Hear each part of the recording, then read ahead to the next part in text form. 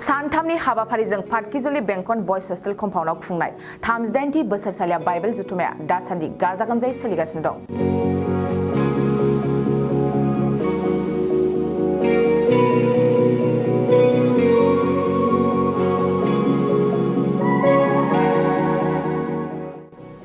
तामुलपुर जिल्लानि पाटकिजुलि बेंखननि बयज हस्टेल कम्पाउन्डआव Bongaigaon diocesan women committee northern evangelical Lutheran चार्चनि खुंगा 38थि बोसोरसालिया बाइबेल जुथुमाखौ बे समाव मेहेरगोनाङै खुंफुंनाया सोलिगासिनो।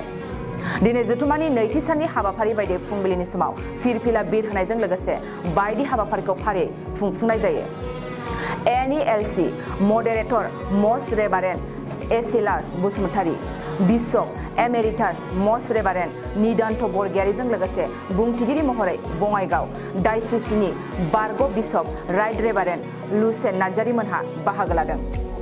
बानजाय आफादा फोरमायनाय बादिबा गासै 40 सार्केलनि सा 890 थान्दैफ्रा बाहागो लाफैदों। हामबाय दाने बे निउज चेनेलखौ फैनायनि थाखाय जोङो बे BWC नि 38 एनुवेल बाइबेल कनफारेन्सनि थाखाय जों जेरैबायदि लाहार फाहार खालामदोंमोन बे लाहार फाहार खालामनाया दिनै नैथि सान जाबाय। बे नैथि सानाव जों जेरैबायदि आसा खालामदोंमोन बिनि बारासो फैदों। जोंनि थाखाय मोजां मोनदों। गासै ओरै लखिमपुरनिफ्राय लानानै गसाइगावनिफ्राय ओरै गासै 10टा जोंना सार्केल दंमोन।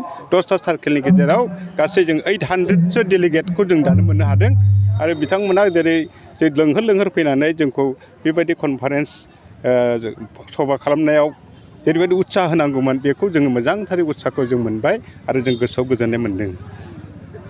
लोगोसे गाबोन जोबथा साननि हाबाफारिखौ गोजोनै बारहोहरनायखौ नोंथांमोना हास्थायदों। जों बिराद मोजाङै बिदिनो खालामलांनानै गोजोनै जों बारग'लांगोन होनना जों बिराद मिजिं थिदों। बे गोजोन जालांगोन आरो बेबायदि जों थासारि आरो बिदिनो परिबेस बोथोरखौबो जोङो मोजां मोनदों। बिनि थाखाय फैगोन गाबोनबो जोंनि बे कनफारेन्सआ मोजाङै जाफुंलांगोन बेखौ जों आसा खालामबाय आरो बेबायदिनो जोंनि जेसेबां फैबाय बे फैनायफोरखौ जों गानो हुपेसा आरो गोजोननायखौ जासिगासिनो दङ। बेबायदिनो मोजां मोनलांगोन होनना जों आसा थिदों। जोङो जेरैबायदि आसा खालामदोंमोन जों 700+ होनदोंमोन नाथाय 800 प्लास जानानै फैबाय। बेनिखायनो जों मोजांसिन आलासिफोर बे डेलिगेटफ्रा 800 जादों। बिनि गेजेराव आलासिफोर फैदों। आलासिफोरा जोङो जेसेबां जोंनि एक्स वर्कारफोर दंमोन बिशप एक्स बिशप मडारेटर एक्स मडारेटर गासिबो फैजोबदों। जेरै जों हांख्रायदों बे फैजोबनानै जोंनि बे प्रग्रामखौ कालारफुल खालामदों आरो बेवहाय आलासि महरै नुजाफैनानै जोङो जोंनि खृष्टान समाजनि आइजोफोरखौ नैबे बोथोराव माबोरै गसंथानांगौ जौगालांनांगौ बेनि थाखाय जों थुलुंगा होनो थाखाय नैबे थिरांथाखौ लानाय जादों। जोंनि मोनसे जादों जाबाय जोंनि खृष्टान समाजनि मोनसेया जादों जाबाय खालि खृष्टान समाजनिल' नङा बिमा माहारि जानानै नैबे परिबेसा गावनि गथ'फोरखौ बोरै खांलांनांगौ फेदेरलांनांगौ आरो समाजा बोरै फोसाबजानांगौ बेफोरनि थाखाय जों सावरायनाय जायो। जोंनि बर' बेफोरनि थाखाय जोंहा माखासे ग्रुप दंखायो काउन्सिलिं होनाय बिसोरखौ बानायनाय आरो माबोरै सोलायहोनो हागोन। बिमाफ्राबो गावसिनि गथ'फोरखौ जों गाहाय जानानै स्कुलफ्राव थिनहरो नाथाय मा जायो जों मिथिया। बिनि उनाव गोबां लोगोफोरजों लोगो मोननानै बेफोरबायदि जायो। दा न'आव फैफिनब्ला बेफोरखौ काउन्सिलिंनि थाखाय माखासे हाबाफारि लानाय जायो। लाइमोनफोरनिथ' जोंनि दानि बे बोथोराव गोबां रोखोमनि गोबां साननाय दंब्लाबो गोबां रोखोमावनो बिथांमोन बे लाइमोनफोरनि बैसोआव बादा बिगिनिबो सफैयो। खारन बबे समाव मा जागोन रावबो बुंनो हाया। अब्लाबो जोंनि टारगेटआ बेनो बिसोरखौ जों बानायलांनांगौ। जोबोद रंजानाय दं। गासैखौबो बोसोराव खेबसे बोसोरसे जों नुलायाखै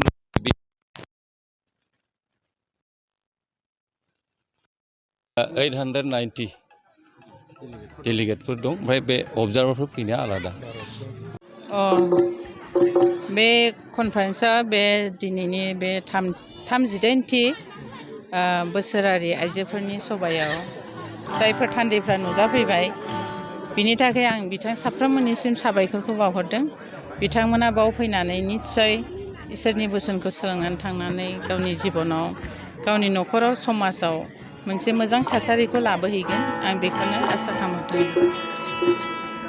बेबायदिनो दानि सारा जोंनि मडारेटर सारा जि होनलांबाय 890 बेसेबाङानो जों जोबोद गोजोननाय मोनदों। मानो होनबा आंबो बे पाटकिजुलि सार्केलनिनो बेनिखायनो आङो बे सार्केलावहाय बे एसे मोजां डायसिसनि सभाखौ खुंनो मोननानै जोबोद गोजोननाय मोनदों।